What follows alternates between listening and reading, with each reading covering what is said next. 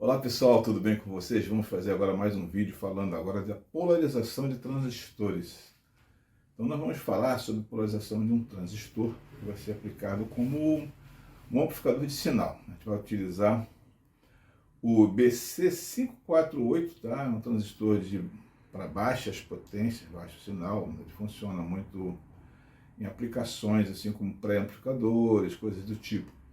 Se bem que hoje você já tem circuitos integrados aí que compõem toda a quantidade de transistores, todos os transistores que vão ser utilizados para fazer a pré-amplificação, mas é interessante a gente saber como polarizar o transistor, que ele pode ser utilizado em várias finalidades. Por exemplo, uma célula fotoelétrica. Se você quiser construir uma célula fotoelétrica ou um fotômetro, algum tipo de circuito que possa ser influenciado pela temperatura ou pela luz, um circuito simplesmente que vai fazer a amplificação de um sinal, seja ele qual for. Pode ser um sinal de instrumentação, pode ser um sinal de áudio. E assim, a gente vai trabalhar com frequências na faixa de uma faixa pequena, estreita, né? Não vamos trabalhar em alta frequência. A frequência que a gente vai trabalhar, a faixa de frequência que a gente vai trabalhar, é assim, na faixa de até 20, a faixa de áudio, vamos dizer, que seria bem aplicada na faixa de áudio, porque não é um transistor que vai ter uma resposta boa, por exemplo, um sinal de vídeo, um sinal que chega na faixa de megahertz, tá? Porque vai caindo a qualidade e vai também reduzindo, vai começar a comprometer a fidelidade, começa a comprometer o ganho e assim por diante. No nosso caso, nós vamos trabalhar com o BC548. O foco desse vídeo é fazer com que vocês aprendam a polarizar o transistor. O que significa polarizar? Polarizar significa dar tensões adequadas para que haja aquela ação amplificadora que você deseja. Então, nosso transistor ele tem uma curva, tá? Uma curva característica. A gente vai, a partir da curva característica, que está no manual do transistor, ou no PDF que fala sobre ele, nós vamos então fazer um trabalho para descobrir dentro da curva qual é a melhor região, qual a região mais linear que nós temos. E essa região linear, ela vai mostrar para a gente o ponto de operação, tá certo? Então, como vocês podem ver aí, você nessa foto que eu estou mostrando para vocês, aqui do lado, né? Ela mostra a família de curvas que você tem para o transistor, para o BC548. E essa família de curvas, para cada curva dessa que você vai estar olhando aí na figura, nós vamos ter um valor para IB. O que é o IB? O IB é a corrente de base. E a corrente de base vai fazer com que haja uma corrente proporcional que vai fluir de coletor para emissor. Então a corrente vai sair do coletor em direção ao emissor. Essa corrente vai passar por essa malha onde tem RC, aí depois tem o VCE do transistor, depois tem o RE, então ela vai fluir do positivo para o negativo, passando por RC, passando pela resistência interna do transistor, que é uma resistência dinâmica que nós vamos ter entre coletor e emissor, que vai proporcionar um valor de VCE variável. O que significa VCE? É a tensão de coletor com relação ao emissor. E aí você vai ter uma variação. É claro que toda vez que diminuir o VCE, você vai ter um aumento proporcional em cima do RC e do RE, porque a equação que a gente pode mostrar depois aí na figura para vocês, ela vai te dizer o seguinte, que VCC, o valor da fonte, é igual a queda de tensão em cima do resistor de coletor, mais o VCE, mais a queda de tensão em cima do resistor de emissor.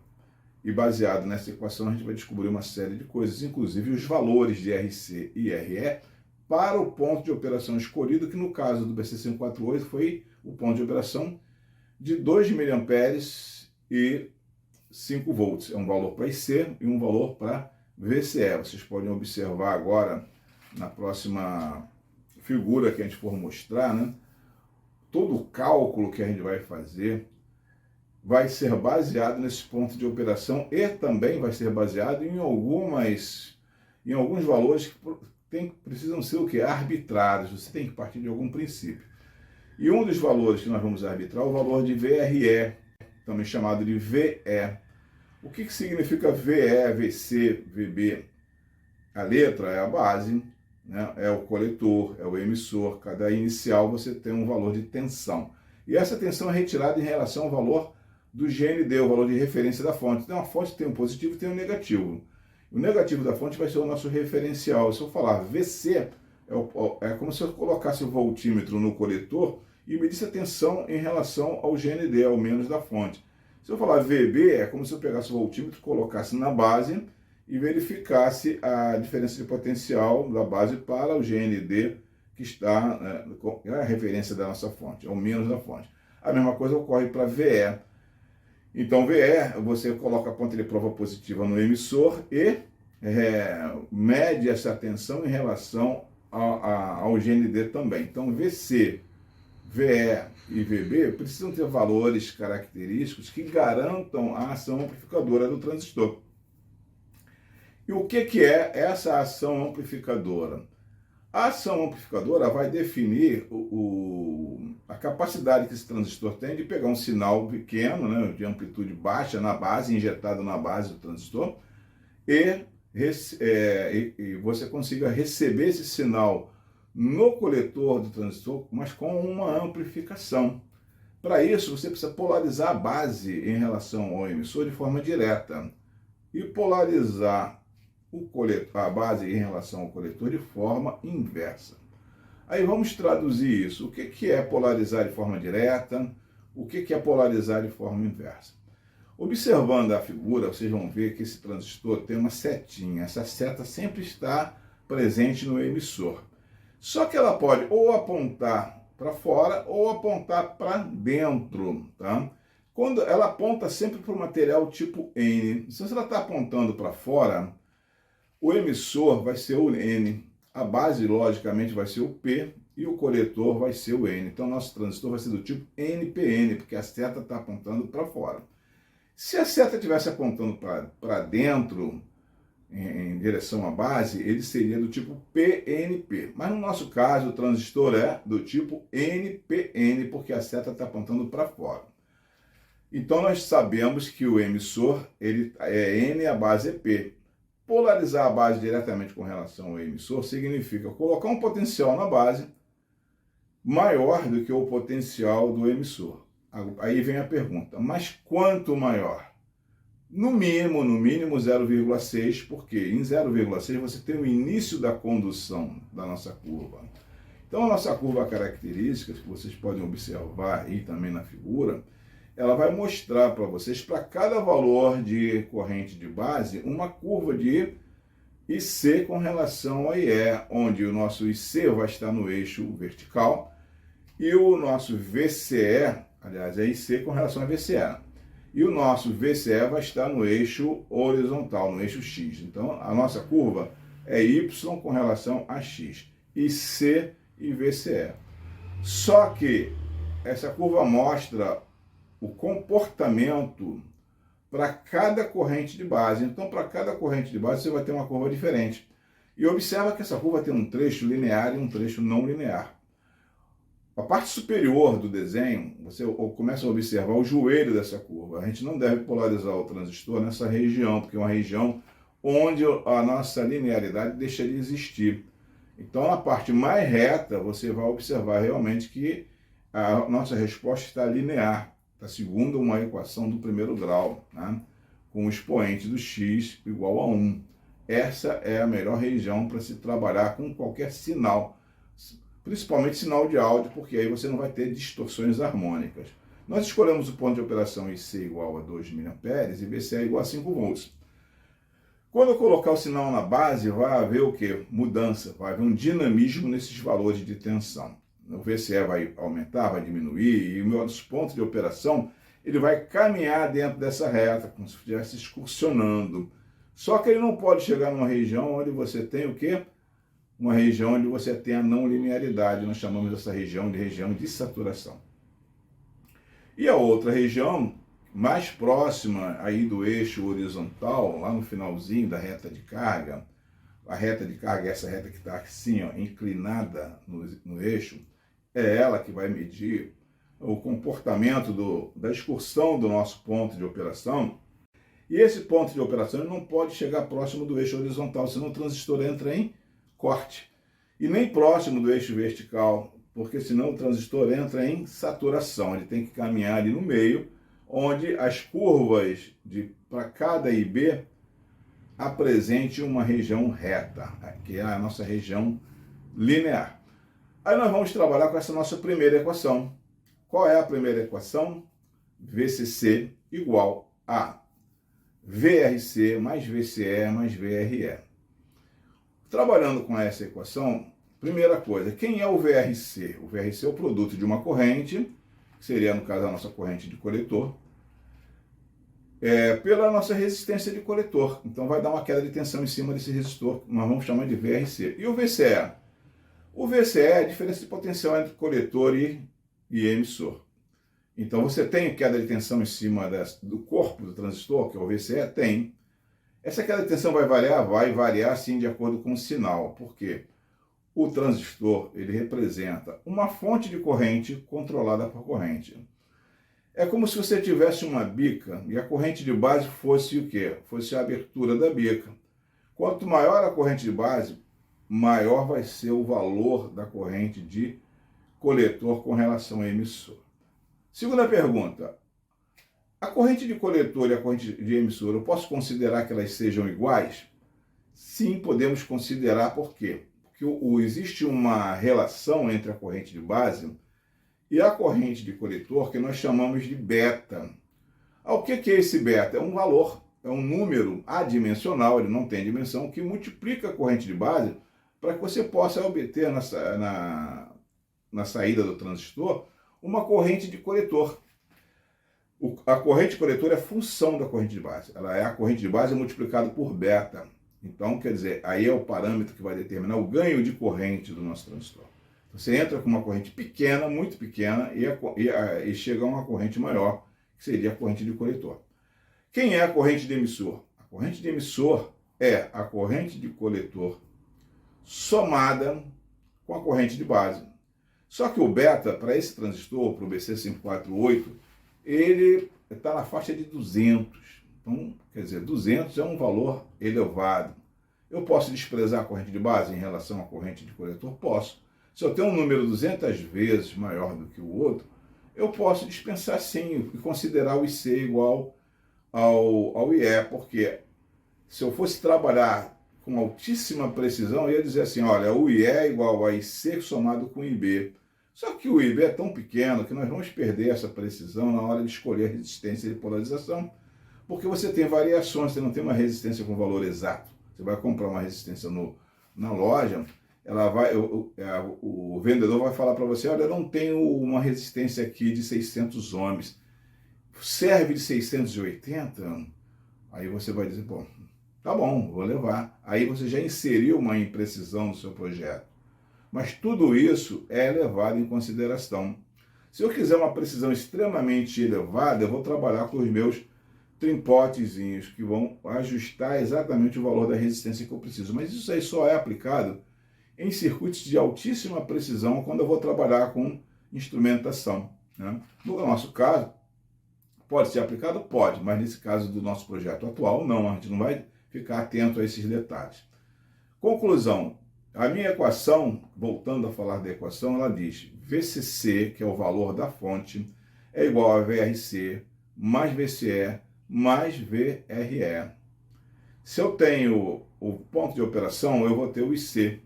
Se eu tenho o IC e tenho o meu VCE, eu já estou com a minha equação bem encaminhada. Basta você definir um valor para VRE. E a gente define esse valor de VRE igual a 10% do valor da fonte.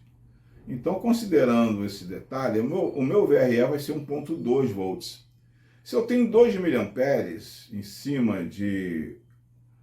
passando pelo resistor de emissor, e em cima do resistor de emissor eu tenho 1,2 volts, a minha resistência de emissor vai ser 1,2 volts dividido por 2 miliamperes. Isso vai me dar o quê? Vai me dar 600 ohms. Eu já tenho, então, a minha resistência de emissor. O VRE ou o VE, pode ser chamado pelos dois nomes, é 1,2 volts. O meu VCE é 5. Quanto falta para completar 12? Aí eu tenho 1,2 mais 5, 6,2. Eu vou precisar de 5,8 volts para completar os 12. E é exatamente esse valor que vai estar em cima da resistência de coletor. Tranquilo, está em cima da resistência de coletor. E agora? Eu vou pegar o valor da corrente de coletor, vou pegar esse valor da queda de tensão, que é 5,8, vou dividir 5,8 por 2 mA e vou obter 2,9 kΩ. Tá? Então eu tenho 2,9 K para RC e tenho uma resistência de emissor de 600 ohms. Eu já defini aí as minhas duas resistências, RC e RE, para que haja polarização. Agora eu vou ter que começar a trabalhar nesses dois resistores que estão à esquerda da figura, o R1 e o R2. Eu posso considerar que a corrente que flui do VCC por R1 e passa por R2 para chegar no GND é uma única corrente. Ah, mas tem a corrente de base. Lembra que a corrente de base é muito pequena e eu posso desprezar essa corrente de base? Ela é desprezível? Sim. Quanto seria essa corrente de base? Bom, se eu tenho 2 mA e o meu beta é um beta próximo de 200, eu vou ter 0,01 mA de corrente de base. Se eu considerar minha corrente I1 igual a 0,1 mA, eu vou ter já uma certa precisão nos cálculos desses dois resistores. Então eu vou considerar o meu I1, que está fluindo pela malha das duas resistências, está passando pelas duas resistências, igual a 0,1 mA. Como eu sei que o valor do VB, que é a tensão na base, tem que ser 0,65 volts superior à tensão no emissor, e a tensão de emissor é 1,2 volts, a minha tensão na base vai ser 1,2 mais 0,65, que vai dar 1,85 volts. E esse valor a tensão da base é exatamente a queda de tensão em cima do meu resistor R2. Então já tenho o R2.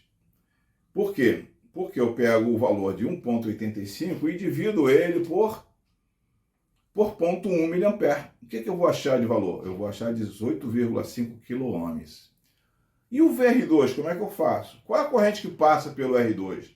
É a mesma que passa pelo R1, porque nós desprezamos a corrente de base. Tranquilo. E quanto vai ser esse valor? Vai ser o valor da fonte, 12 volts, menos 1,85. Quanto é que vai dar isso? Vamos considerar que vai ser o quê? Vai ser próximo de, ou exatamente igual a 10,15 volts. 10,15 mais 1,85 vai dar 12. Eu pego os 10,15 e divido por 0,1. 1,1 mA. O que eu tenho que fazer com a vírgula? Eu tenho que andar com a vírgula um pouquinho para a direita. Qual vai ser o valor? 101,5. 101,5, que é 101,5 kΩ. Então, já concluí o meu trabalho. Eu calculei o R1, que vai dar 101,5. Calculei o R2, que vai dar 18,5. Calculei o RC, que vai dar 2,9. Calculei o RE, que vai dar 600 ohms, e o meu transistor está polarizado. Então, repara, às vezes você olha uma placa de circuito, assim, você olha, poxa, essa placa de circuito aqui, ela tem tanta resistência, para que serve tanto resistor assim? Os resistores, eles servem para quê?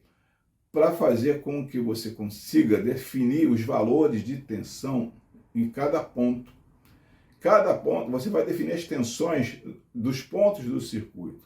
No caso do transistor, é um exemplo que a gente está tendo aí, a base ela tem que ser 1,85, porque o emissor é 1,2, eu preciso de 0,5 na barreira de potencial para conseguir polarizar a base de forma direta em relação ao emissor. E aí você consegue, então, dosar os valores das resistências para fazer com que haja o quê? A preparação, a polarização do transistor para que ele esteja pronto para amplificar o sinal que vai entrar na base. Tranquilo, pessoal? Então, eu espero que vocês tenham compreendido bem o funcionamento do circuito. Eu sei que a primeira aula é sempre uma aula que não completa o nível de entendimento. Para isso existem as perguntas pelo WhatsApp, existem as perguntas por e-mail e vocês podem ficar à vontade para perguntar. Então, pessoal, eu vou me despedir de vocês por aqui e daqui a algum tempo vocês vão receber já o outro vídeo, ou se vocês forem membros do canal, vocês vão poder assistir a toda essa série de vídeos que nós temos disponíveis aí no YouTube, pagando um valor irrisório, né? R$ 10 por mês te garante a possibilidade de você assistir todas as nossas aulas sobre eletrônica, polarização de transistores, fonte de alimentação, e assim vai seguindo até você chegar a um determinado nível onde você possa dizer, olha, eu estou preparado, eu aprendi bastante eletrônica, eu vou querer uma certificação, eu vou ligar lá para a Ladder e eu vou pedir uma certificação, porque eu já tenho conhecimento pronto para passar nas provas que a Ladder vai poder me oferecer. E então, a gente aqui cobra um valor muito baixo pela certificação e vocês vão ter uma formação a um custo muito pequeno. Tá certo, pessoal? Então, eu vou ficar por aqui, vou me despedir de vocês e até o próximo vídeo.